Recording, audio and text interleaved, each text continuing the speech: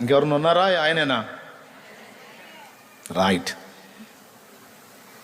నీకు తెలిసిన విద్య ఏంటి? బలం దేవుడు. మీకు తెలిసిన విద్య ఏంటి?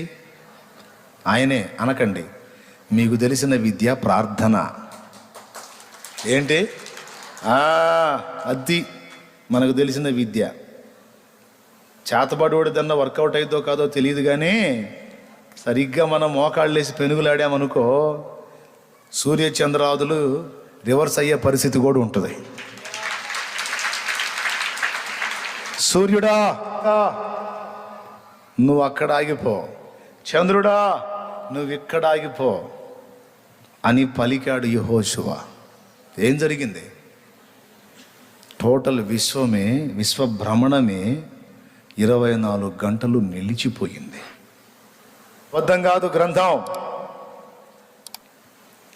కాబట్టి నా ప్రియులారా, మనకు బలం ఎవరు అంటే మన దేవుడే.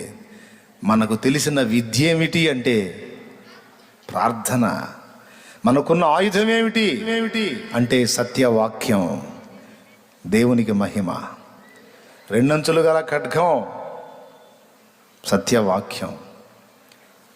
మనకు ఏదైనా కావచ్చు, ఏ పరిస్థితి అయినా కావచ్చు, ఏ మనుషుని దగ్గర సహాయం వచ్చినా రాకపోయినా మోకాళ్ళుని ఆయన్ని సంధించి ఎన్నో పొందగలిగాం, పొందుతున్నాం, పొందబోతూ ఉన్నాం.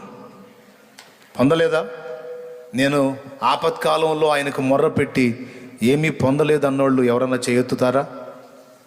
ఎన్నో పొందానన్న అన్నోళ్ళు చేయెత్తండి. విస్తారంగా పొందారు.